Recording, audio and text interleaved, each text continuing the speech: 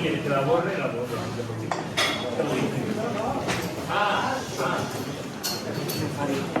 Bueno, companys i companyes, benvinguts i benvingudes a la seu d'Esquerra Unida, tant per als que sou assidus a l'activitat que aquí se desenvolupa, com a aquells i aquelles que teniu l'oportunitat per primera ocasió d'apropar-vos a aquest espai que per a nosaltres constitueix un espai fonamental per a la reflexió, per a l'acció política, sobretot en unes circumstàncies com les actuals, en les que és precís mobilitzar el major número de recursos possibles de creació, de producció i d'elaboració col·lectiva en la denúncia, però també en les propostes que tenim que construir. Per a nosaltres este és un refugi ciutadà també, en un moment en què els espais públics estan sent tan degradats, en els que els governs del Partit Popular i de Vox han convertit les administracions públiques no en espais per a la garantia dels drets fonamentals, no en espais amables per a la convivència, sinó que precisament han convertit les administracions en espais hostils, particularment per al moviment LGTBIQ+. Per això nosaltres avui reivindiquem aquest moment i ho fem també d'alguna manera convidant a defensar-ho en alegria. Així no ho vam fer també el dissabte passat, en la Mani de l'Orgullo que van tindre en València, i fem compatible la protesta, la denúncia, la proposta, però també l'alegria davant d'aquesta extrema dreta i de la dreta extrema, una dreta necròfila que ens vol tristes, que ens vol, en última instància, de nou en l'armari, d'acord? I per tant nosaltres anem a reivindicar aquest posicionament. Aquesta és una activitat que hem volgut promoure des del col·lectiu de València Ciutat, des de l'àrea de lliure expressió afectivo-sexual d'Esquerra Unida del País Valencià, la seva coordinadora Carmen també està en nosaltres, de la Fundació d'Institut d'Estudis Polítics, també, gràcies Jorge por todo, i en definitiva per totes aquelles organitzacions que avui estem comprometuts en esta activitat. Per a nosaltres és una qüestió fonamental entendre que davant de la guetització a la que alguns ens volen llevar en la defensa dels nostres drets, el que avui volem posar de manifest és que la defensa dels drets del col·lectiu és una qüestió de drets humans. És una qüestió que afecta a la integritat física, a la integritat moral individual de cadascuna de les persones afectades de forma directa, però també de manera indirecta, perquè fem una lectura crítica del que està passant i cada vegada que agredixen a algú nosaltres ho sentim també com una agressió pròpia i per tant entenem que és una qüestió fonamental que està afectant a la seguretat física de les persones, però també als principis fonamentals del sistema democràtic. Per tant, és una qüestió que ens porta a reivindicar que va més enllà d'una reivindicació que siga de caràcter sectorial. És una qüestió transversal de salut pública, de drets de participació política, també de la presència dels nostres drets i de la perspectiva en la pròpia educació, en el sistema educatiu. I per això plantegem, ho hem fet al llarg del mes de juny, una proposta política concreta per a perseguir els delictes d'odi, però a més des d'una perspectiva penal, sancionadora, ejemplarizante per a tota aquesta gent que des de les institucions aprofita l'espai que li dona la democràcia per anar contra la democràcia.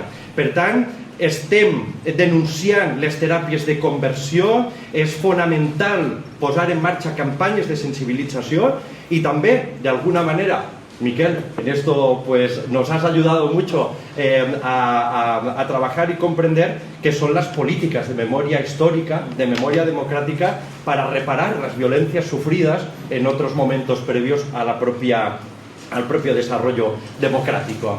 Venim a reivindicar lo que diu Cristo Casas, amariconar la política, en última instància, no és solament una qüestió d'identitat sexual. És una forma d'estar en la vida, és una forma de militar políticament i és una manera que, per tant, entenem que ha de construir les formes alternatives que necessitem. Així que benvinguts i benvingudes, bienvenido, Miquel, puto Miquel, evidentment, des de la seva dimensió artística, diguem-ne. Jo crec que tots i totes el coneixem, afortunadament, de manera sobrada. També me consta que altres persones potser no han tingut l'oportunitat i per això crec que no sobra, no obsta posar de manifest que és doctor en arqueologia, és coneguda la seva obra divulgativa, que a més ho fa des del rigor, no? I des d'una perspectiva també crítica de la pròpia disciplina, no? Per a construir relats històrics alternatius a totes les dinàmiques, interpretacions historicistes majoritàries, masculinitzades, que han vingut dominant tot l'acervo de coneixement que ens ha arribat fins a l'actualitat. Y bueno, y estamos ya pues deseando también profundizar en tu último libro, ¿no? Sodomitas, vagas y maleantes, ¿no? Del any 2024, que bueno, que també volem animar-vos a que vos aproximeu a esta obra més de carácter bibliográfica. Así que muchísimas gracias por haber hecho el esfuerzo de estar en una tarde como la de hoy, inaugurando el mes de julio. Ah, es verdad. Y bueno, aquí... para mí sigue siendo junio porque si no el Wii no ha acabado, pero sí. Así que bueno, aquí nos tienes. Pues muchísimas gracias por la invitación a esta reunión y muchísimas gracias a todas y todos por venir.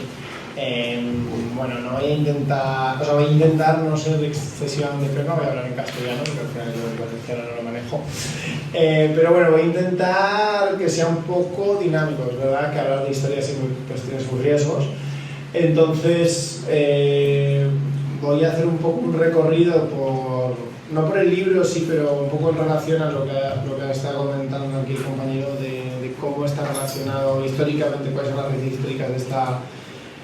Porque hay un interés por parte de las instituciones y de la derecha, hasta cierto punto también de la izquierda, de ciertos sectores de la izquierda, llamada izquierda, de controlar el afecto, el cuerpo, la forma de ser, las expresiones y cómo, sobre todo, institucionalizar ciertas persecuciones, ¿no?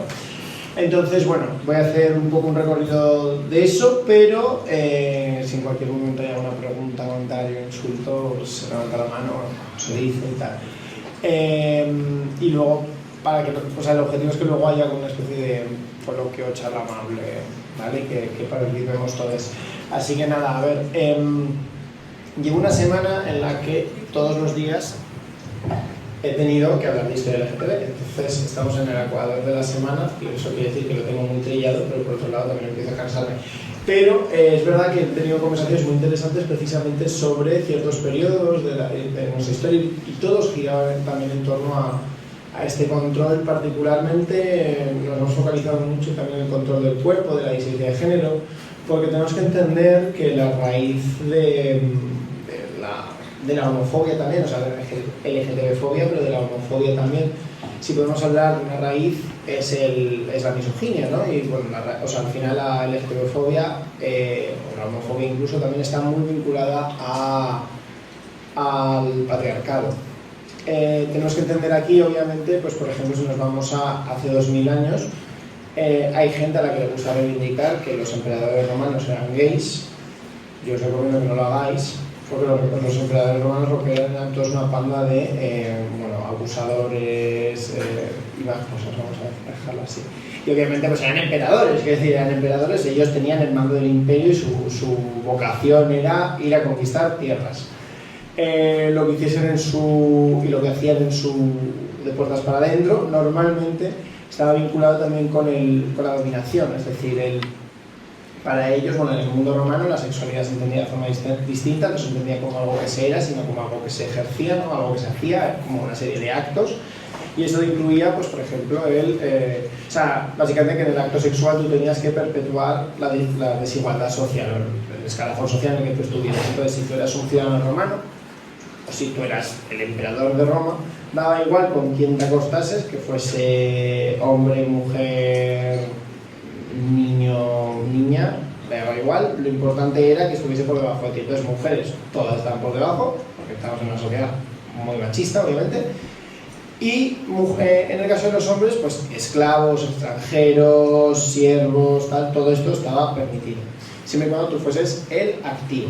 Entonces estamos hablando de una configuración, una forma de entender el sexo muy distinta. ¿Qué pasa? Pues si cambiamos, o sea, ya con... Vamos a hacer un barrido rápido.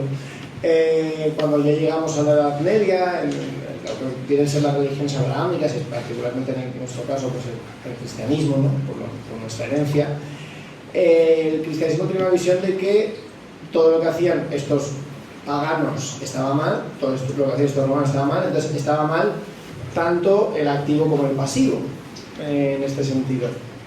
Entonces es cuando nace pues esta idea de los padres, algunos de los padres de la iglesia pues crean el mito de Sodoma, ¿no? Dios destruye Sodoma porque lo que querían hacer los de Sodoma, los sodomitas, era follar por el culo a unos ángeles. Entonces pues todo sexo no encaminado a la reproducción.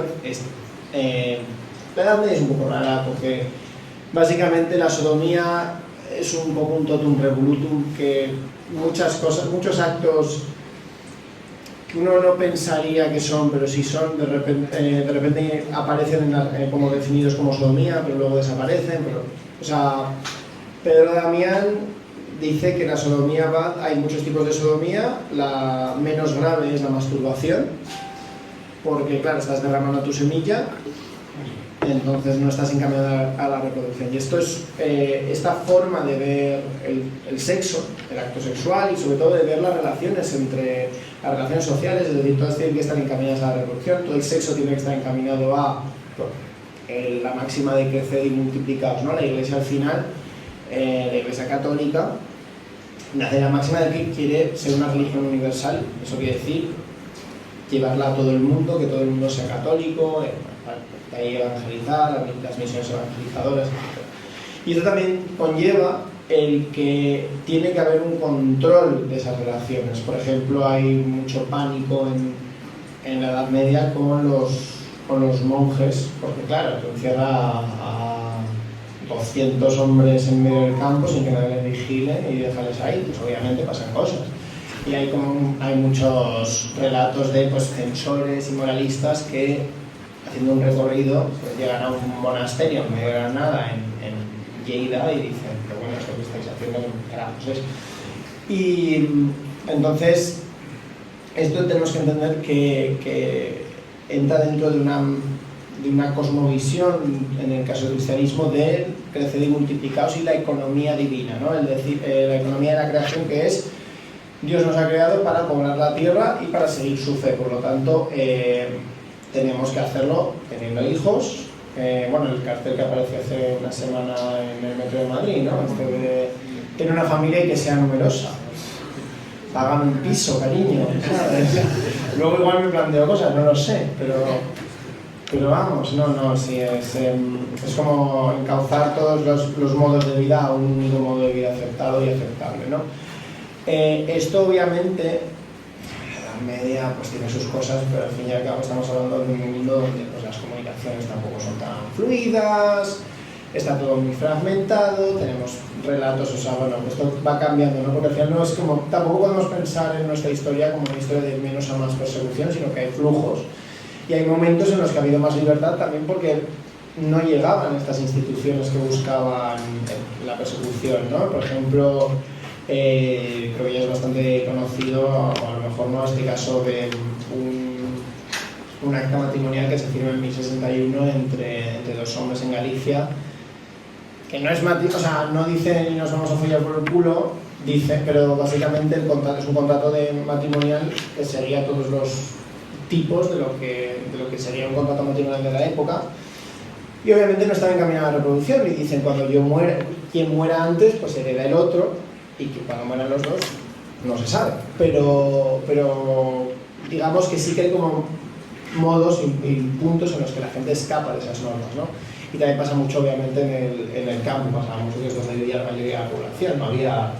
Cuando la investigación de la sexualidad y la disidencia sexual tiene mucho que ver con el entorno urbano, porque es donde están los tribunales, porque es al final la mayor parte de la investigación que se ha hecho es a través de actas judiciales, es a través de los casos de persecución, ¿no? Si nos vamos al mundo antiguo, sí que tenemos que se sabe que, pues eso, que Adriano tenía un chavalín antino y tal. Sabemos de gente que utilizaba la sexualidad y llamarle a otro maricón, o bueno, pasivo, amariconado, vaya, para denunciarle o para decir que era menos hombre. Y por cierto, que esto no lo he contado, pero bueno, en el mundo antiguo maricón era también comer coño, ¿sabes? O sea, un hombre que se subyugaba a una mujer, es decir, que ponía por delante el placer femenino al suyo propio en un acto sexual, pues también era maricón, era quinaedus en el mundo romano. Pero bueno, a todo esto también tenemos que hablar de la sexualidad, o sea, de las mujeres, ¿no? Al final de la mitad sáfica, vamos a decir, de lo que cuando hablamos de sexualidad. Las mujeres, si bien llegan a un punto, sí se entiende que existe la sodomía femenina. La sodomía femenina no es algo que les preocupe tanto, sobre todo si hablamos, por ejemplo, aquí, bueno, aquí estoy en Valencia, entonces tendría que decirlo, ¿no? Valencia es como donde se empezó a estudiar, o los casos de Valencia, vaya, son los primeros que se empezaron a estudiar cuando hablamos del estudio de la sexualidad y la persecución de la sexualidad disidente en el mundo moderno. Es decir, si pensamos bueno, aquí en la Corona de Aragón, la sodomía entraba dentro de los casos, o sea, de los crímenes que perseguía la Inquisición, mientras que en la Corona de Castilla era proceso civil. Entonces aquí en la Corona de Aragón, la Inquisición por un lado es muy meticulosa, describiendo todo de cada caso. Por otro lado, llega un punto en el que también dicen, bueno, ¿y las mujeres qué hacemos? Porque hay mujeres que sabemos que están entre ellas, ¿y qué hacemos? Y no parece preocuparles tanto, en el sentido de que no lo persiguen tan activamente. Hay un momento en el que se habla y se define que existe la sodomía femenina, que es el utilizar artilugios para la penetración entre dos mujeres. Tenían unos... O sea, básicamente la Edad Moderna es el momento, son los siglos en los que empiezan a crearse sistemas y intentos de categorizar cómo entendemos a esta gente, cómo entendemos a la persona a la persona hermafrodita, cómo entendemos a la persona que cambia de sexo, cómo entendemos a la persona que tiene sexo con su mismo sexo. Y aparecen muchas categorías, o sea, van variando, ¿no? Algunas tienen más peso que otras. Y por ejemplo está eso de repente la categoría de sodomía, que sería del mundo medieval, que ya se entendía como todo sexo no encaminado a la reproducción. Desaparecen cosas como la masturbación, que sí que estaba ahí antes, ya no, la masturbación es otra cosa, te puedes masturbar si quieres, pero de repente se empieza a distinguir, por ejemplo, entre sodomía perfecta y sodomía imperfecta. Sodomía perfecta sería el sexo anal entre dos hombres. La sodomía imperfecta sería el sexo anal entre un hombre y una mujer, o el sexo entre dos mujeres con algún artilugio, con un dildo, vaya. Entonces, todo esto empieza como a barruntar y a crear sistemas, y por otro lado estamos también en un mundo en el que Europa crece más allá de sus bordes geográficos y empieza a colonizar otras tierras. Y cuando llega, por ejemplo, Colón al Nuevo Mundo, en su primer viaje dice, ay, mira qué maja esta gente, qué bien, tal, me van a buscar oro. Luego descubre que no hay oro y descubre que en cambio lo que sí que hay es una fuerza de trabajo a la que explotar. Y entonces lo primero que dice en el segundo viaje, dice, no, sí, ¿te acuerdas de esos indios que te dije que eran muy buenos? Sí, pero es que hay otros indios que son muy malos, son los caribes, que los están pervirtiendo, y esos indios son malos porque, básicamente porque recurren a los dos peores pecados y los dos peores crímenes que había en el imaginario medieval, que era, dos de los tres, que era la sodomía y el canibalismo. Y luego estaba el bestialismo, que también les acusan de ello en algunos puntos, pero bueno, esos tres pecados, o esos tres pecados del canibalismo, la antropofagia, la sodomía y el bestialismo, lo que llamaríamos la zoofilia, pues eran como lo peor que se podía hacer. Entonces empiezan a decir que todos que estos indios pues que lo hacen, ¿no? Y por lo tanto que hay que enseñarles la luz de Dios. Entonces esto justifica la conquista y justifica también no solo la conquista de ocupar sus tierras, sino también en controlar cómo se relacionan entre ellos, controlar sus propias instituciones, reeducarles para que se integren dentro de una forma de ver el mundo cristiana y por tanto crear lo que viene a ser crear un súbdito colonial, crear a la figura que va a estar más maleable para dominarla y sobre todo pues para tenerla como en el caso de Colón, es muy claro, para tenerla como fuerza de trabajo. Trabaja en los campos, trabaja en la mitad, trabaja en lo que sea, ¿no? Y en este sentido, la disidencia sexual no puede, o la norma sexual, digamos, el intento de imponer una norma sexual no puede disociarse de lo que viene a ser la matriz colonial y también la expansión de estructuras opresivas al final, ¿no? Y cuando entendemos esta desigualdad de la que hablamos ahora, del sistema colonial, del norte-sur, el extractivismo, el imperialismo, todas estas cosas que denunciamos, no se pueden disociar, no se pueden separar de la lucha LGTB, digamos, de la historia LGTB, porque Europa crea una sexualidad, crea unas ideas sobre la sexualidad en base a ver al otro, porque lo que hacía el otro siempre estaba mal, y en base a decir lo que está haciendo el otro está mal, tenemos que castigarles, tenemos que reprimirles, tenemos que vestirles de otra forma, tenemos que obligar, separarles, educarles primero a los niños por un lado, luego a las niñas por otro, obligar a las niñas a casarse, todas estas estructuras familiares y estructuras que, bueno, son las que conocemos a día de hoy, pues a través de eso es como se crea el imperio, es como se extraen recursos, como se crea también un imaginario que de hecho ya muy presente hoy en día, ¿no? Cuando la gente habla de personas, o sea, a mí me encantan los fachas que echan de menos el imperio, que dicen qué bueno era el imperio español, lo bien que tratábamos, pues nosotros no somos como los ingleses, y luego aparece alguien, no sé, un chaval peruano cerca, le dicen las cosas más racistas que he oído en mi vida, ¿no? Entonces, ¿qué quedamos? ¿Somos todos hermanos en la paz o estamos aquí en plan agitando el látigo? ¿Qué estamos?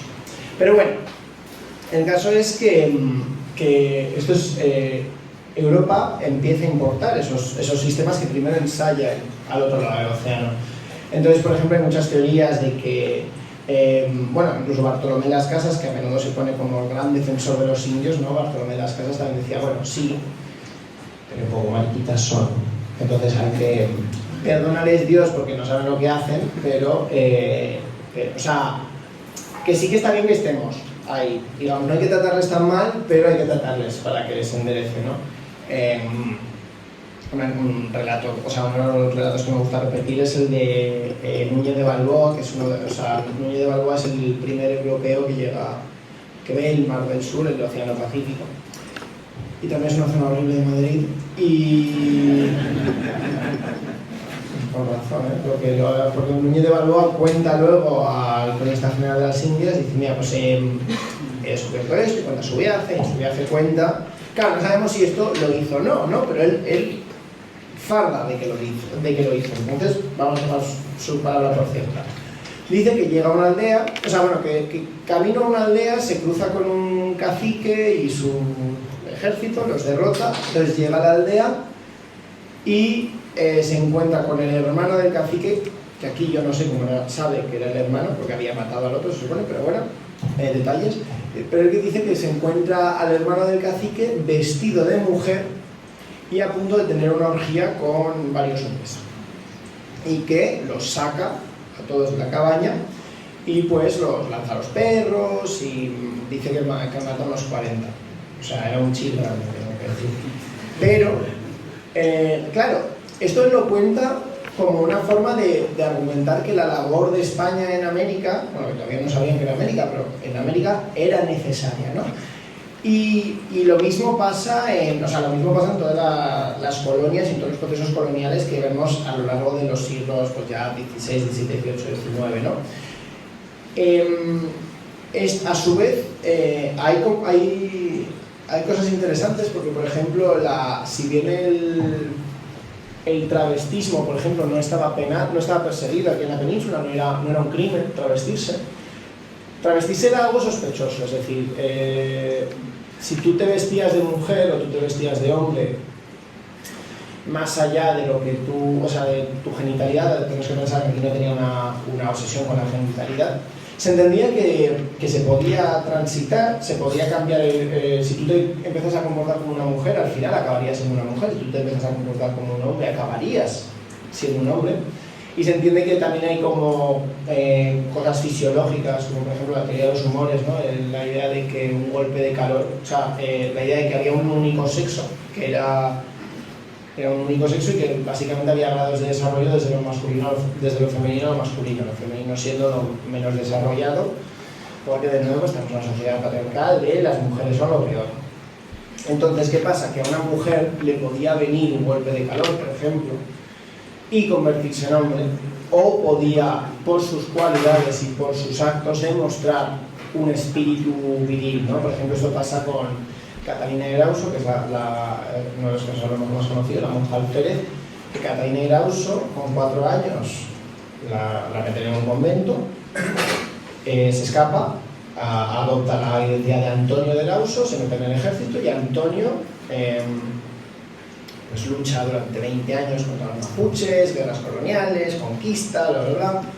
Llega a un punto de su vida que le están persiguiendo y corre a refugiarse donde el obispo y le dice que soy mujer.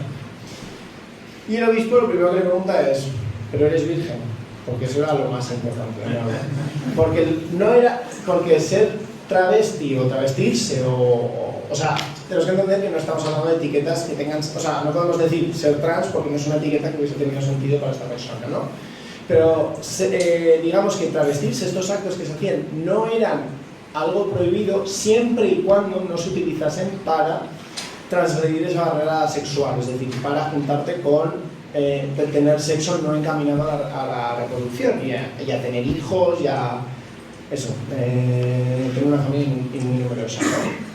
Entonces tenemos que pensar que en este caso, el caso de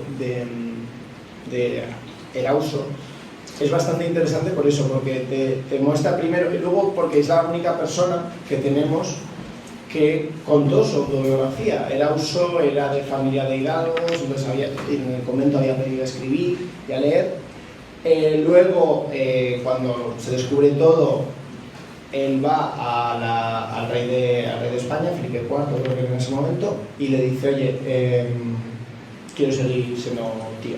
¿Te parece bien? Y Felipe dice, pero a mí que ha servido 20 años matando a indios, pues claro, vale. Va el Papa le dice que también, pero luego es verdad que Erauso no se refiere a sí mismo siempre en masculino cuando escribe sus memorias, escribe a sí mismo en masculino o en femenino según lo que esté haciendo. Por ejemplo, cuando dice, o sea, lleva ya como 10 años viviendo como hombre, como soldado tal, y está en un momento en los Andes que parece que se va a morir y cuenta que se puso a llorar y en ese momento cambia el femenino. ¿Por qué? Porque para Erauso, y bueno, en esta mentalidad, llorar era algo femenino, era algo que le feminizaba. Entonces era como un entendimiento del género, o sea, lo que llamamos género, que en ese momento no había una separación sexo-género, ¿no? No era los genitales te marcan esto y luego están los cánones sociales, no, es como existe una cosa que es el sexo, que es el sexo femenino, que es el sexo débil, el sexo masculino, que es el sexo perfecto y que tú pues, te puedes amariconar y volver mujer, o te puedes, bueno, las mujeres viriles, hombrunas, que también se referían, ¿no? Era como una especie, yo diría un poco más cerca de la performatividad de lo que a lo mejor pensaríamos, pero bueno, el caso es que lo que sí que había en unos cauces muy claros era diferenciar las barreras sexuales y los actos, ¿no? Esos actos sexuales que no corrompiesen. Pero a su vez, pues obviamente había siempre resquicios, ¿no? O sea, que no todo es oscuro, que sí que hay resistencia y tal, pero obviamente hay como una persecución pues, que al final es lo que se ha centrado. En los primeros estudios de sexualidad o de historia de la sexualidad aquí en el Estado español, los hizo un historiador que es francés, pero que es de español de origen, Carrasco, que estudió la Inquisición en Valencia, la sodomía en la Inquisición en los tribunales de aquí de Valencia. Y precisamente, es porque la Inquisición pues, es muy meticulosa y ha sacado un libro más reciente, porque este libro, el primero suyo es de los 80, ahora mismo no recuerdo el año, y luego en 2020 ha sacado otro, que toma más casos de la Corona de Aragón. Y la cosa es que si nos fijamos en los perfiles, a quien se perseguía por sodomía, quienes más corrían el riesgo de caer, de acabar siendo juzgados por la Inquisición, eran primero primero los curas, porque la Iglesia tenía una posición de que querían purgar sus filas, porque sobre todo los protestantes estaban acusando desde que eran todos una banda de maricones, pues tienes que purgar tus filas.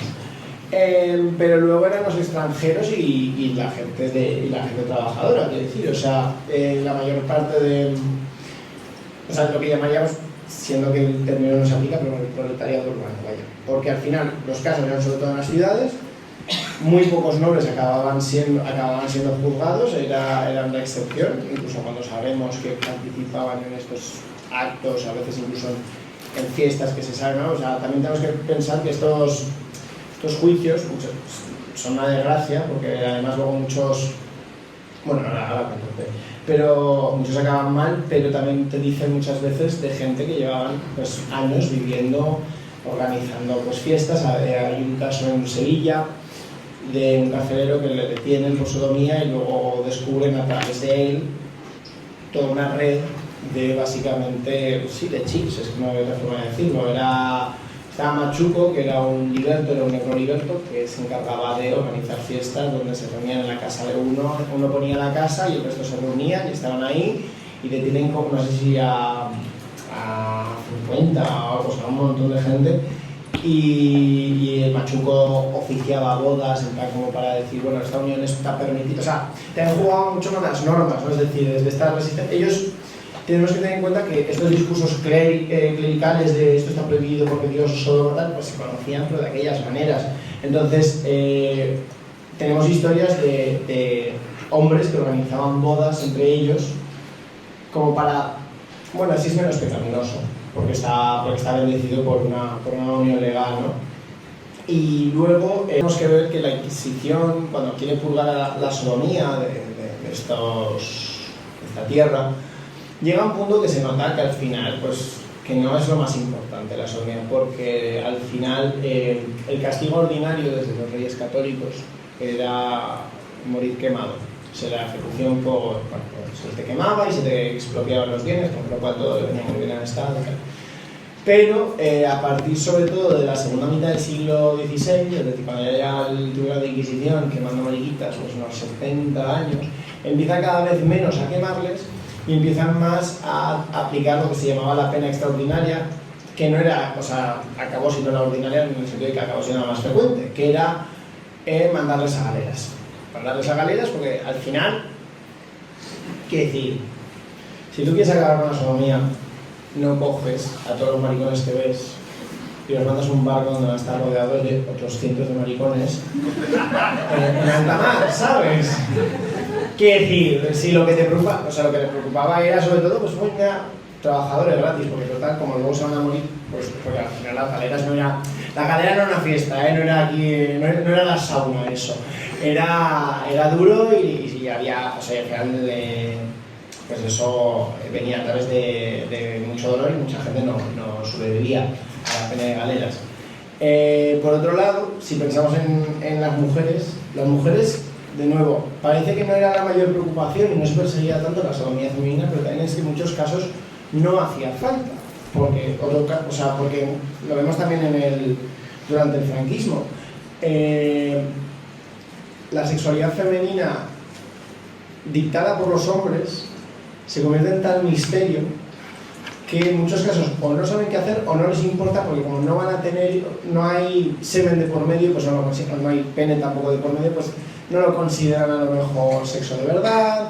Y sobre todo porque las mujeres, la forma más fácil de regular su sexualidad era a través del matrimonio, era la obligación matrimonial y ya está. Entonces había otras estructuras en pie para el control de la sexualidad femenina, que al final sí que estaba controlada, pero era sobre todo a través del matrimonio y de la violencia dentro del matrimonio. Tenemos que pensar también que estamos hablando de matrimonios donde la violación intramarital, o sea, no se consideraba una violación, se consideraba pues algo que, o sea, una obligación marital y ya está.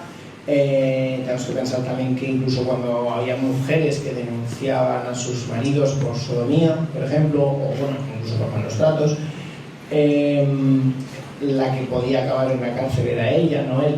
Entonces estamos hablando de obviamente de dos formas de represión totalmente distintas, y que en el caso de las mujeres pues no iba tan vinculado a su sexualidad o a sus deseos sexuales, sino a el control sobre su cuerpo y sobre sus deseos al final. Todo esto viene para decir que al final, si estamos hablando cuando hablamos de la sexualidad, hay discursos hoy en día que les gusta decir, bueno, que la lucha LGTB distrae de la verdadera lucha, ¿no? De la lucha de clases. Hay discursos de presuntos izquierdistas que en realidad son falangistas, pues son todo anuncio para viaje a Turquía, que les encanta decir que las banderitas de colores, pues no, o los trapos de colores, como ellos los llaman. O sea, tenemos ante nosotros dos grandes enemigos, ¿no? Un poco, por un lado, tenemos a la gente que dice que esto no es verdadera lucha de clases, cuando realmente lo que yo intento argumentar y lo que se puede ver a través de la historia de la sexualidad es que precisamente el control del género, del sexo y del deseo es una cosa que ha afectado fundamentalmente, o sea, ha sido una cuestión de clase, ha sido una cuestión del control del Estado y de la represión sobre todo de las clases bajas que escapaban del control del Estado. Si pensamos, por ejemplo, también o sea, ya conforme se va desarrollando las instituciones estatales, la policía, en el caso de las grandes ciudades, a partir del siglo XVIII, vemos que los casos de sodomía aumentan, pero porque los casos de sodomía y luego los de desorden público, no porque se vuelvan más religiosos, sino porque ahora tienen más medios para perseguirlo, ¿no? Entonces, igual que si hablamos de la disidencia de género, la disidencia de género es un tema de clase, porque la imposición de que hay unos roles estrictos en los que hombre y mujer encaminados a producir y reproducir para el sistema, eso se impone a través de las instituciones policiales, estatales, y se impone sobre todo a las clases más bajas. O sea, vemos que si pensamos, por ejemplo, en las élites aristocráticas, se pueden permitir hasta cierto punto en ciertos espacios fiestas donde se travisten, fiestas donde hay encuentros sexuales de todo tipo, ¿no? Y es porque o sea, esto en muchos casos se ha leído como es que la homosexualidad es un vicio burgués, que es lo que decía Stalin, por ejemplo. Pero bueno, y en la URSS se considera así, y no es así, es simplemente que en estos círculos se podía hacer de una forma más o menos visible sin que hubiese unas grandes consecuencias, ¿no? Y en momentos muy puntuales, estoy hablando. Mientras que cuando vemos cómo afectaban a las clases bajas, como vemos la gente que es represaliada directamente, es gente que obviamente está haciendo lo mismo, pero está haciéndolo en otro espacio y en otro entorno y en otro contexto. Y lo mismo con el género, o sea, lo de vestir, travestirse, hay gente que se ha podido travestir sin mucho percance, sobre todo si pensamos había travestismo, identidades que hoy llamaríamos trans en entornos que a lo mejor no nos podemos encontrar, ¿no? Me contaron ayer otro caso de un pueblo de Extremadura en el siglo XVII. Era un señor cura con su barba, su sotana, y que decía que era una mujer y que se iba a casar en algún momento con un hombre. Claro, era una persona no solo que corporalmente no estaba intentando encarnar ningún tipo de feminidad, o sea, no se afeitó la barba en ningún momento, o sea, era visiblemente, pues tenía una apariencia más, digamos, masculina, y estaba ejerciendo un oficio que no podía ejercer una mujer, que era ser cura. Pero todo el mundo en el pueblo era como, bueno, pues la clériga, y la llamaban la clériga, y ya está, y la aceptaban, y ya está, porque era una persona más, miembro de la comunidad, y pues aquí todos contentos, ¿no? Y que no es hasta que llegan de fuera, en plan, oye, ¿qué coño está pasando?, que de repente hay que hablar, y hay que explicar esta realidad, y hay que un poco hacerla encajar, ¿no? Entonces, todo esto es para decir que al final es una lucha de clases. Y por otro lado tenemos a, pues obviamente, a nuestros amigos del Partido Verde, que pues dicen que si esto es una invención moderna, o sea, además siempre empieza, ¿no? Lo de que lo trans es una invención, o sea, se sigue diciendo contra las personas trans, pero bueno, que es una invención moderna y que esto pues como que va a pervertir a los niños, que es lo que dijo el otro día, etc. Este discurso no es nada nuevo porque la disidencia de género no es nada nueva. Podemos crear una etiqueta nueva, que la etiqueta tendrá 100 años o 120 años, pero igual que la etiqueta homosexual o bisexual, pero no es nuevo, es decir, esa disidencia no es nueva. Se persigue de formas diferentes, se enuncia de forma diferente, es decir, el ser humano tiene la enorme virtud de que puede articularse de formas muy diferentes, pero al final estamos hablando un poquito en práctica de lo mismo y sobre todo estamos hablando de que los pánicos morales, que es al final lo que utiliza la extrema derecha para aumentar su espacio en cadena y que se le escuche más y sobre todo perpetuar aumentar estos crímenes de odio, estos discursos, estos pánicos morales han existido siempre y casi siempre, no solo, pero casi siempre articulados en torno a que me están desbarullando la forma de tener sexo, es decir, que de repente, ¿qué va a ser lo siguiente? Que se casen con perros, ¿no? Que es lo que se decía hace 20 años cuando se iba a aprobar el matrimonio igualitario. Pues, ¿qué va a ser lo siguiente? Que de repente, claro, a los hijos están explicando lo que es el consentimiento en el colegio, para que sepan lo que viene a ser, que si les tocan de formas indebidas, pues tienen que hablar con un adulto de su confianza, y eso les parece una cosa que va a ser lo siguiente, ¿no? Entonces, obviamente, ¿qué va a ser lo siguiente? No es un miedo real, es un mecanismo dialéctico que ellos tienen para simplemente crear nosotros contra ellos y para dar combustible, dar caña a esa reacción que estamos viviendo ante los avances sociales y en derechos, ¿no? Pero no es nada nuevo, por suerte o por desgracia, lo cual quiere decir que si no es nada nuevo es que sobreviviremos a esto, pero por otro lado pues tampoco sabía aguantarlo, ¿no? Estaría bien de vez en cuando descansar de esto de ser activista. No sé, puedo contaros más casos de la edad moderna que son muy divertidos, pero si queréis pasamos a preguntas y seguimos con los casos. Bueno, nos animamos entonces, abrimos, ¿verdad? Sí. ¿Puedo abrir fuego? Sí, claro. Para Platón, por ejemplo, la masculinidad perfecta era la sexualidad de hombre con hombre. Justamente sí, claro. La que era con mujer era contaminada. No, pero precisamente el tema de... Porque también hay una misoginia dentro del mundo GB, aquí o como lo queremos llamar, ¿no? De hombres tal, que viene también un poco de estos arquetipos romanos o sobre todo de cómo se leyeron a partir del siglo XIX, ¿no? Esta idea de yo no me junto con mujeres... Bueno, a ver, que lo de yo tengo amigos que me han dicho soy... Wollenstar es cuando que nació por cesárea, entonces nunca ha tocado un coño y yo como enhorabuena por ti. Claro, que dice de coño y es amigo y tal y lo que sea, ¿no? Pero dices, joder, no, pero sí que tiene misoginia y de hecho Ernst Röhm, que era ministro de Hitler, que era gay, o sea, era homosexual, pero él justificaba que lo suyo no era una degeneración porque él era tan, o sea, él era como venía de esta estirpe que de los antiguos espartanos, los antiguos atenienses, ¿no? Que solo se juntaban con hombres, era como una masculinidad muy viril, muy militar y sexual, y entonces no nos juntamos con mujeres, por lo tanto yo soy distinto, obviamente es distinto de Hitler, no voy a decir que soy mejor que él, pero sí que es mi propia forma de no ser degenerado, ¿no?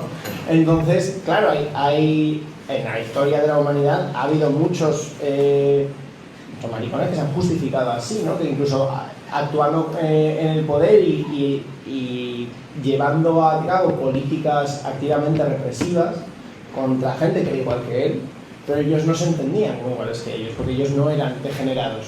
Y eso de degenerado también tenía mucho que ver, obviamente, con la feminización, parece ser una mujer que al final es que históricamente es lo que le ha parecido peor en muchas sociedades, bueno, que no es porque sea, también me hace mucha gracia, perdón, otra tangente, que mucha gente que piensa en plan de no, claro, hay sociedades machistas, o sea, es porque como especie estamos como especie hay algo en nosotros, hay algo biológico que nos impulsa a buscar, o sea, que las mujeres pues están más vinculadas al hogar y a cuidar a los niños y los hombres más vinculados a cazar y todo esto, ¿no?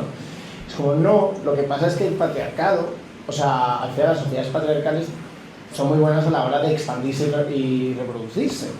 Entonces no quiere decir que sea una forma natural de organizarse, simplemente que si tú conquistas el resto del mundo, pues como, o sea, si vemos lo que era el continente americano en 1492, pues era una cosa muy distinta a la que hay ahora, que lo que son todos estados-nación, pues con sus diferencias y tal, pero obviamente hay unas jerarquías, hay una forma de ver las relaciones entre hombres y mujeres, mientras que antes, no estoy diciendo que todas fuesen ideales, porque al final el imperio mexica pues también tenía sus cosas, por ejemplo, o el imperio inca, pero aparte había otras sociedades más igualitarias, sociedades más democráticas en un sentido más asambleario, vamos a decir, mejor, más asamblearias, sociedades donde había terceros géneros, donde había pues, distintas formas de organizarse.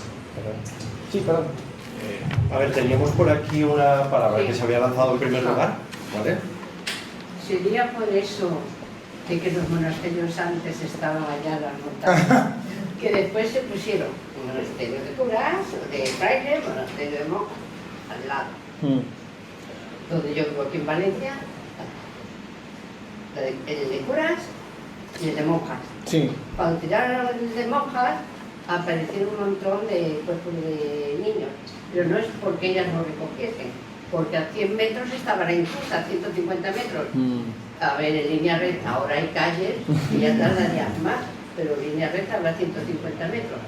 Por lo tanto, esos niños que serían, entre comillas, del pecado, no abandonados, porque el torno ese ha estado hasta hace 20 años en la calle San Vito, hasta hace unos 20 años.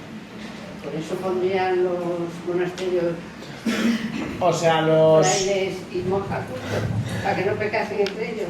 A ver, lo de los monasterios, bueno, los monasterios están muy aislados y lo que pasa es que sí que hay una reforma en la Iglesia Católica a partir sobre todo del siglo XVI que es para que los monasterios sean más fáciles de vigilar, para precisamente que no se salten las normas y tal. O sea, tiene mucho más que ver con controlarlos en general y traerlos a la ciudad donde puedan ser vigilados, que o sea, me refiero que es vigilar que no se salten las normas, no que, bueno, te saltas las normas pero con las monjas, porque se seguirían saltando las normas en ese caso, ¿no? O sea, que la idea de poner los conventos y los monasterios de vuelta, o sea, los conventos en la ciudad y este auge de los conventos que hay en el siglo XVI para tener las normas más controladas, tiene mucho más que ver con control más que con que ahora follen entre monjas y monjes, vaya. Pero sí que es una cosa de controlar que no haya pecado y obviamente en ese sentido también está el pecado sexual, que es una gran obsesión de la Iglesia Católica. A ver, por aquí. Yo quería comentar dos cosas. Primero, en un trabajo de literatura medieval encontré un artículo que hablaba de unos cuentos sobre el alicuerno que te cambiaba de sexo. Era como una especie de unicornio, versión ibérica, tal cual, que te tocaba con el cuerno y te cambiaba el sexo. Sí. Y bueno, este trabajo era sobre el romance de la doncella guerrera, que bueno, es una especie de Mulan a lo castellana. Empieza: pregonadas son las guerras de Francia con Aragón, maldita seas condesa que me diste entre 7 hijas ningún varón. Y entonces pues la pequeña, ya me voy yo a la guerra. Y entonces que en algunas versiones de esa historia, que aparece tanto como romance como cuento, ella tiene que demostrar en cierto momento que es un hombre, y entonces aparece un alicuerno, la convierte en hombre y ya puede demostrarlo. Pero no encontré el texto, o sea, encontré un artículo hablando de esto, pero no encontré el texto donde aparece el alicuerno. Bueno. por si sabías algo al respecto. Del alicuerno es que no he oído hablar, o sea, lo voy a investigar porque me llama la atención, entonces sí que lo voy a investigar, pero no había oído hablar yo del... O sea, sí que hay como muchos mitos y leyendas de que los dioses te cambian el sexo y también en plan, también incluso como para pasar un examen, hay milagros también, ¿no? Santa... ¿Cómo se llama esta? Es que tiene un nombre alemán súper raro. Bueno, da igual. Hay una santa también que le van a casar con un moro y pide a Dios que lo haga imposible, que no lo permita, y lo que hace Dios es que le salga barba. Entonces hay una... Es la santa esta que... Ay, ahora no... Pero, es perpetua, puede ser. Es la santa que si tú ves a un Cristo con... porque además la ejecutaron, o sea, la mataron en la cruz. Entonces si tú ves una persona crucificada que es Jesucristo, porque tiene barba, pelo largo, pero también tiene tetas, es esta santa. Entonces sí que hay muchos relatos y mitos y leyendas sobre el cambiar el sexo al final también, ¿no? Desde la antigüedad hasta hoy, pero el alicuerno no lo he oído. Santa Librada. Santa Librada, eso era, perdona. Virgen Fortis. Virgen Fortis, es que Librada es más fácil, pero siempre pienso en Virgen Fortis y nunca me sale. Pues Santa Virgen Fortis, sí. La segunda, sobre lo que hablábamos de los nobles que tenían más permisividad y todo eso. Esto lo saqué de un libro que se llama Guerras Plebeyas, que está publicado por la Universidad de Valencia, que, o sea, lo que cuenta, una de las cosas que cuenta es que las Germanías de Valencia, la primera revuelta que hay es porque la plebe, ¿no? Los artesanos, cogen a un noble que había estado acusado de sodomía y que se había librado y se lo cargan ellos, por igualdad.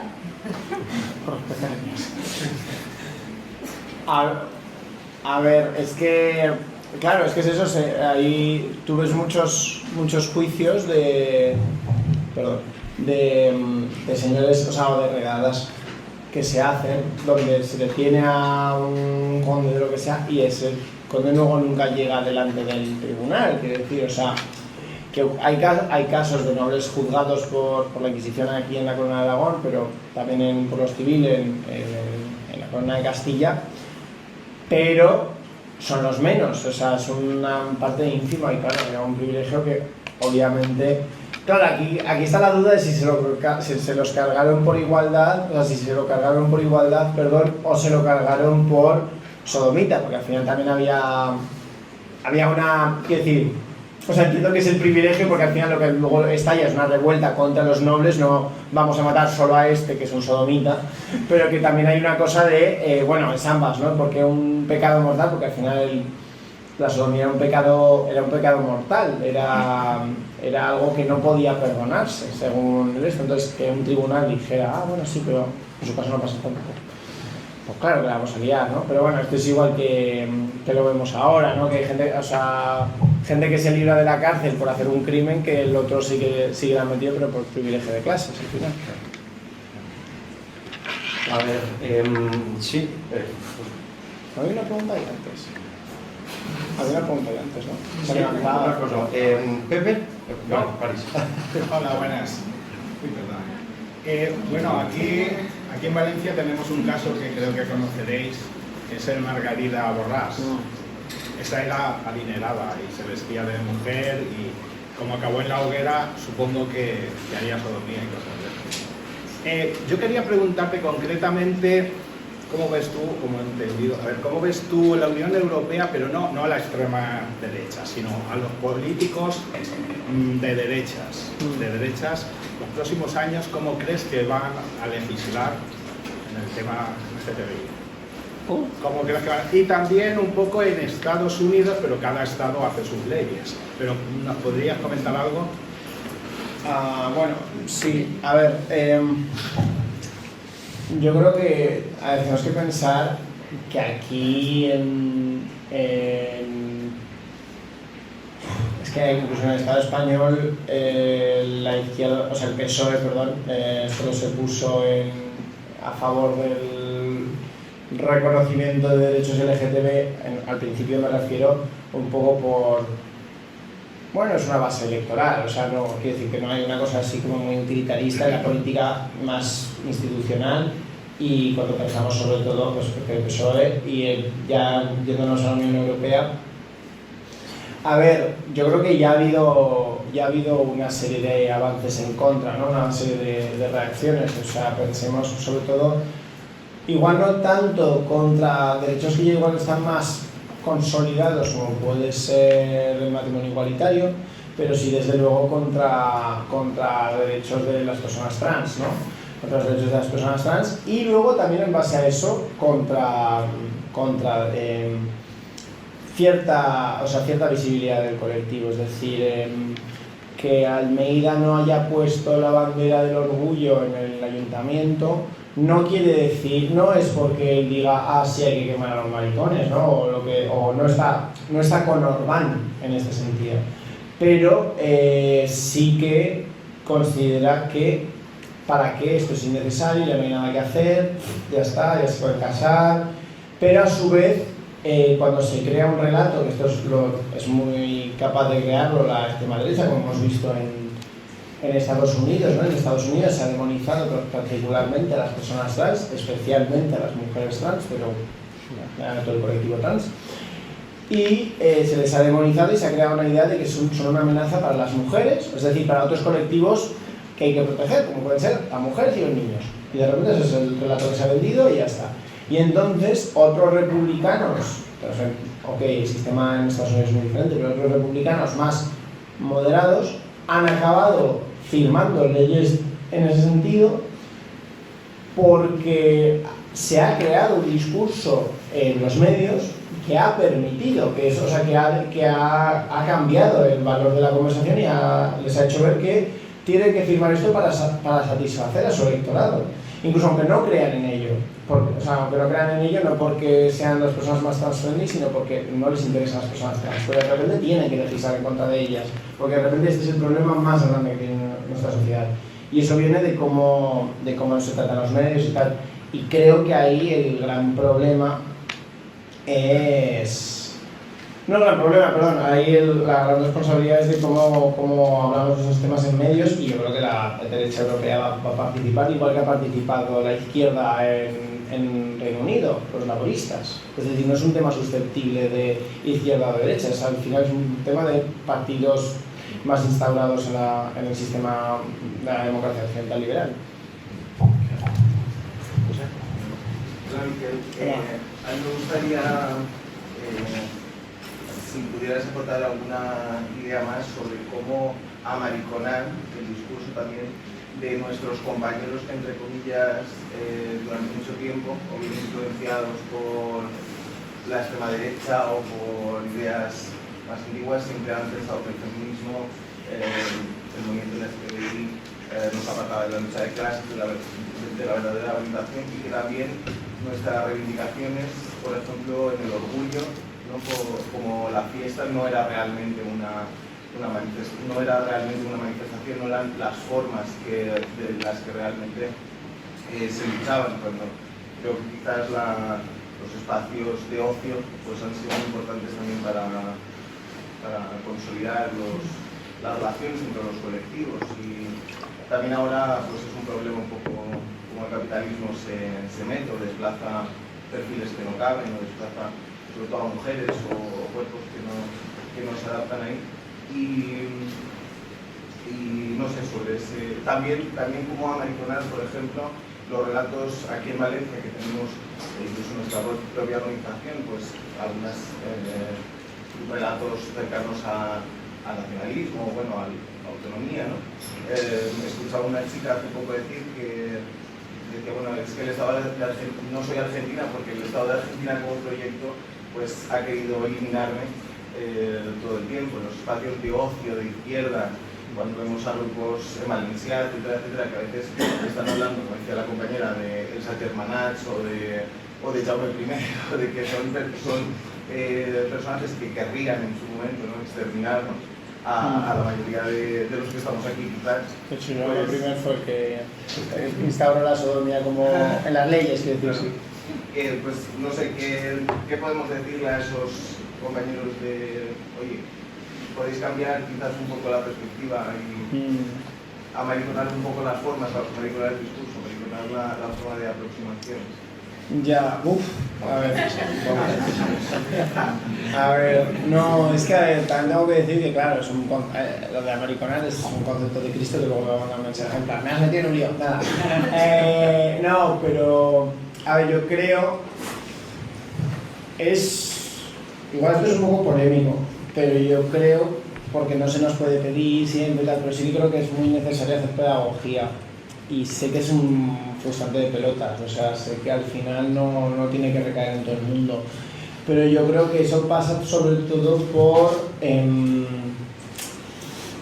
acercarnos a esta gente y sobre todo hablar de casos concretos. Es decir, tú puedes decir, es que hay gente a la que no le contratan porque es trans y pues eso, o sabes, que le echan el trabajo porque de repente porque al final el passing, por ejemplo, tiene mucho que ver con si te contratan o no, y eso es y que te contraten o no tiene mucho que ver con que te puedas pagar el alquiler o la comida o la habitación o lo que sea a fin de mes.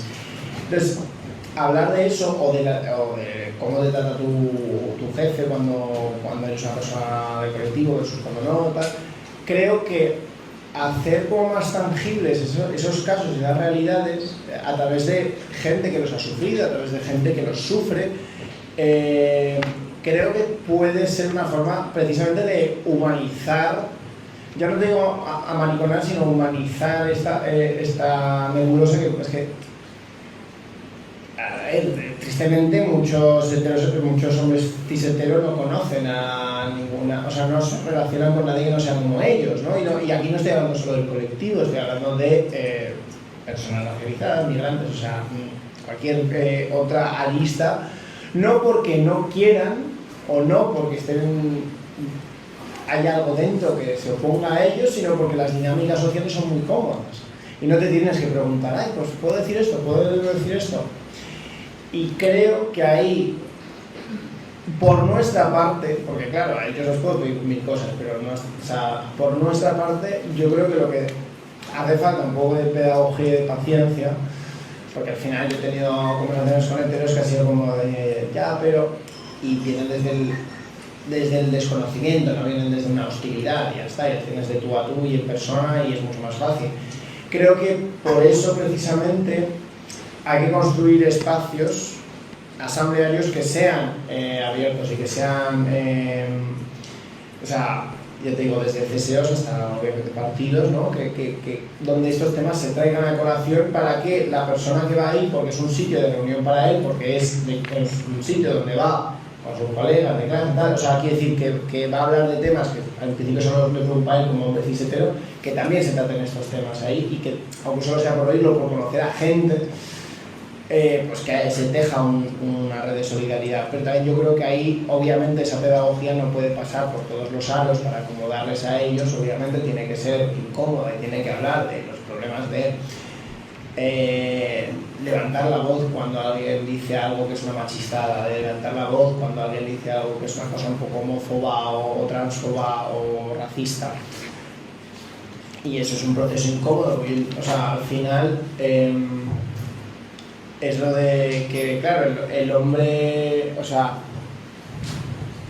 esto lo decía, no me acuerdo quién lo decía, lo decía un periodista afroamericano de los años 90, o bueno, lo escribió en el 89, si no me equivoco, pero decía que al final que los hombres, también lo digo por los hombres gays blancos, ¿no? Entonces los hombres gays blancos, por ejemplo, que ellos nacen o sea, los hombres gays blancos de clase media, de repente no se dan cuenta a los 15 años o en la adolescencia de que ya no son tan privilegiados, la vida que tenían planeada delante ya no es posible porque de repente son maricones y usted, ¿y ahora qué hago?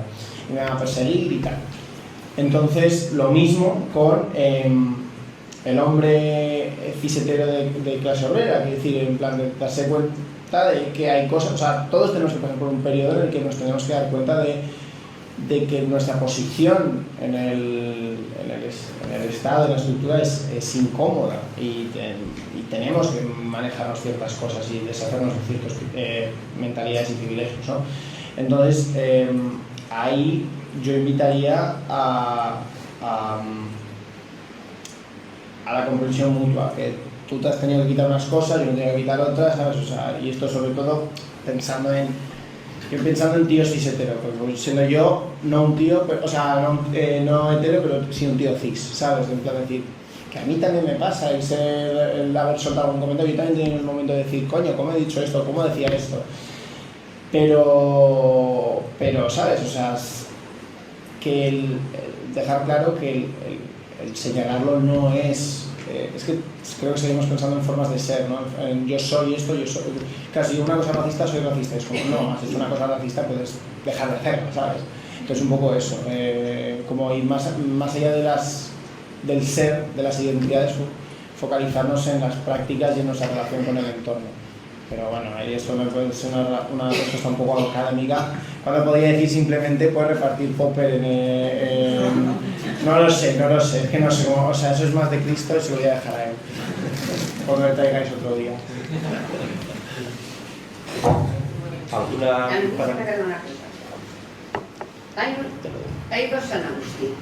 Uno, doctor de la Iglesia, primeros años del cristianismo cartaginés. Ese es el que decía. Es el mismo. Sí, Agustín de Decía Hipona. que la mujer debía de ir reptando como una serpiente y vivir pidiendo perdón por ir herida. Doctor de la Iglesia sigue siendo doctor de la Iglesia. Sí, no, una perla era, y que las mujeres están hechas para reproducirse, para tener hijos, los hijos de esto, porque si lo que hubiese querido dar Dios a Adán era simplemente compañía, hubiese creado otro hombre. Que es como el chiste que, o sea, veías un puñal en la barra del bar, ¿no? Esto te casaste, la cagaste, esas cosas, es un poco así.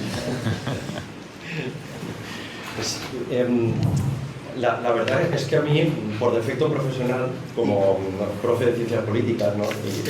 me ha interesado muchísimo también cómo has ido trazando esa evolución y ese diálogo entre las estructuras institucionales de la represión política, el ordenamiento jurídico, la administración de justicia, las estructuras eminentemente políticas, y por otra parte también cómo eso dialoga con la hegemonía que va cambiando. Puede ser el pensamiento clásico, después todo el pensamiento cristiano, después el pensamiento ilustrado, que con Rousseau y toda la panda, ¿no? que de la misma manera entienden esa homogenización del sujeto político, eliminando también a la mujer y el titular de derechos humanos única y exclusivamente pues el hombre de determinadas características, ¿no? Ya lo digamos en la democracia ateniense y todos estos planteamientos, ¿no? Y entonces, en el fondo hay como un elemento de una historia de cómo han ido mutando los discursos, aprendiendo también de las disidencias. Es decir, en la actualidad, por ejemplo, yo creo que nos encontramos también ante el reto de cómo la extrema derecha ha ido sabiendo hacer una lectura de las formas en las que se ha ido expresando las disidencias, también cómo se han expresado en conquistas plasmadas en el ordenamiento jurídico, desde el matrimonio entre personas del mismo sexo hacia otras cuestiones, van haciendo la lectura y van mutando también tanto las formas de represión en la hegemonía como en sus propuestas políticas para que se trasladen en políticas públicas, que es lo que está pasando ya cuando participan de los gobiernos, ¿no? Entonces, no sé también cómo ves en la actualidad cuáles son los principales, en qué horizonte de mutación nos encontramos hoy en día en esa lectura que están haciendo. Y hay una segunda cuestión que también me ha interesado mucho de todo el planteamiento que ha realizado y que se ha venido apuntando a esa dicotomía entre el mundo rural y el mundo urbano, ¿no? Yo creo que muchos de los que estamos aquí, yo desde luego lo soy, ¿no? He experimentado mi vivencia, mi educación en un ámbito rural, aunque después experimentamos otras trayectorias en el ámbito urbano, y siempre nos hemos encontrado, yo creo, en el ámbito del colectivo, como nos movemos entre la idealización del mundo rural, que ofrece determinados espacios de protección y de seguridad, pero también de un mundo rural donde hay una suerte de hegemonía casi barroca, ¿no? de un catolicismo o nacional catolicismo puro que se conserva en el ámbito rural. Y claro, te encuentras como vives en ámbitos altamente feminizados, donde las abuelas, las madres saben leer tu forma de ser, de expresarte, necesidades, y hay ciertas áreas de protección, pero después una violencia que está mucho más latente. Yo recuerdo en su día, en mi pueblo, ¿no? que había una persona, José lo sabe, ¿no? Cuando había un señor del pueblo que decía, no, si yo soy muy tolerante, yo estoy a favor de que hay que regularizar las putas, regularizar los maricones, ¿no? Y era de lo más, vamos, de lo más avanzado. Era Juan Luis Ábalos. Y pues, pero después, sin embargo, en el ámbito urbano, ¿no? Nos encontramos con que sí que hay servicios públicos, en Lambda y otras organizaciones, por ejemplo, ¿no? Que tienen servicios de acogida, incluso para gente que es que la echan de sus casas, literalmente, pero después, sin embargo, también nos hemos encontrado que el ámbito urbano es un espacio en el que se sienten muy cómodos organizaciones criminales que van a perseguir y por eso nos hemos encontrado con violencia física en las calles, y los ámbitos urbanos son espacios de violencia en los que ha habido episodios que, bueno, que todos lamentablemente conocemos, ¿no? Entonces, no sé cómo ves un poco esa ambivalencia que a veces, ¿no? Cómo podemos encontrar fuentes de violencia y de discriminación en un ámbito o en el otro, y cómo pueden llegar a ser, pues, no sé, espacios también de acogida. Porque no tengo muy claro en ocasiones cuál de los dos entornos puede ser peor, ¿no? Mejor. A ver, empezando por la primera cosa, se me olvida. Yo creo que estamos en un momento... Es que es difícil, porque siempre tendemos a pensar que estamos en un momento de inflexión y que todo está a punto de cambiar y tal. Pero sí creo que estamos en un punto en el que... claro, la conquista del matrimonio igualitario despolitizó muchos aspectos del movimiento, y por eso también estamos viendo, bueno, desde hace años, que existe el orgullo y existe el orgullo crítico. Y yo creo que estamos en un punto en el que, igual por estos ciclos que suelen haber en los movimientos asamblearios, ¿no? Que suele ser de una explosión de participación, luego la gente deja de ir, luego la gente se cansa y con un hartazo. Creo que ahora mismo estamos en un momento de volver a, por suerte por desgracia, por el aumento que está habiendo de violencia, un aumento otra vez de esas reivindicaciones, esa repolitización, por así decirlo, ¿no? del movimiento. Y por otro lado, a nivel ya de lo que es ser las instituciones y los partidos y todo esto, creo que somos, o sea, es una pieza de cambio. Es decir, al final el colectivo para el fascismo simplemente es una pieza de cambio. Ahí tienes a Netanyahu, que no va a dar más derechos al colectivo LGTB en Israel, pero sí que va a utilizarlos como pieza de conversación para que ahora, cuando una persona gay en Occidente, un hombre gay, hable de lo de Palestina, le interprete de decir, no, pero mejor que cometan un genocidio, porque qué riesgo, que es que, claro, ¿qué hacen con los gays en Gaza? Y digo, bueno, los bombardean, por empezar. Pero bueno, en fin, el caso es que yo creo que a la extrema derecha se la pega ahora mismo el tema de los maricones, más allá de conseguir controlar y conseguir, obviamente, acceder al poder, ¿no? Y mantenerse en el poder. Es como casi una versión más cínica. ¿No? O sea, yo estoy convencido que a Donald Trump, a la persona, la gente trans, vamos, lo más grande. Lo que pasa es que no, de repente salió este discurso que ha sido potenciado por ciertos colectivos, ciertos grupos y por ciertos medios, sobre todo, y de repente eso era lucrativo. Entonces, o sea, lucrativo para distraer de otros crímenes mayores, ¿no? Y creo que es un poco en el momento en el que estamos, que simplemente es aprovechar que se ha despolitizado la lucha LGTB hasta cierto punto, y que se piensa en, sobre todo el hombre blanco gay, pero en general en la gente del colectivo, como consumidores, pues esto hace que simplemente se nos trate como consumidores, se nos trate como personas, o sea, como un ente que lo único que puede aportar es votos o distracción, ¿no? Y con respecto a los segundos, la dicotomía urbano-rural, perdón, sí. Es que creo que depende tantísimo de tu pueblo, de tu familia, de las relaciones que tenga o sea, porque al final yo creo que en muchos casos también es una cosa, en los pueblos O sea, yo no sé, pero por lo que tengo entendido de amigos y tal, es muy de, si tu familia te acepta, el resto de familias tampoco va a decir mucho más. Pero si tu familia no te acepta, o sea, no es lo único, que me refiero, como que una cosa muy importante es que tu familia más inmediata te acepte. Entonces yo he visto, es que la ciudad también es un entorno muy hostil, es muy hostil para la gente LGTB, no tampoco, o sea, tampoco solo porque de repente vayas por la calle y te pega una paliza a alguien, ¿no? Es simplemente también, pues por ejemplo, es un entorno hostil para vivir, para conseguir un alquiler y tal, y aparte de esto, pues hay menos opciones, pues para que por ejemplo, muchos caseros no tienen alquiler. Entonces, hay hostilidades que son intrínsecas a la ciudad o a las ciudades que estamos construyendo ahora más bien y que afectan más al colectivo. Yo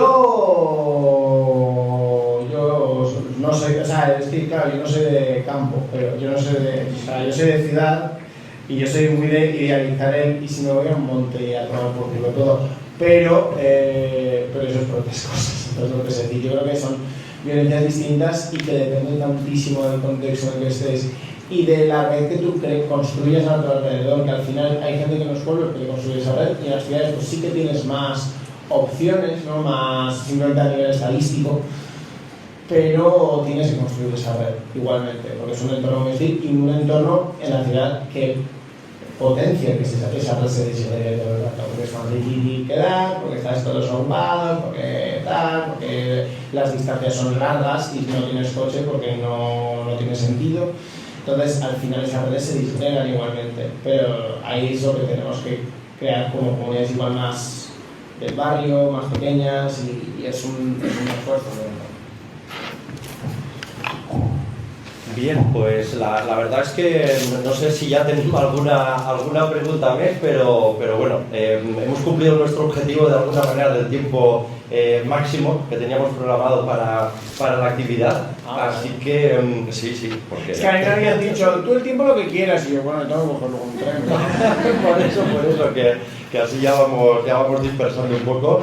Y bueno, nada, esperamos que sea una primera ocasión de otras tantas que tengamos la oportunidad de compartirlo. Te lo agradecemos muchísimo, la verdad, porque hemos tenido que cuadrar un poco pues, que pudieras venir. Se me ha olvidado decir antes, ¿vale? Que uno también de los promotores y organizadores era la gente Joves, de Esquerra Unida del País Valencià, ¿vale? Que se me había quedado ahí, pero que están ahí luchando bastante en muchos frentes y este no podía tampoco fallar, ¿no? Así que bueno, ja sabeu que així teniu un espai, no? La nostra sede, per a tot allò que pugueu considerar y necesitar en algún moment. Seguimos en la batalla y nos vamos viendo en el próximo.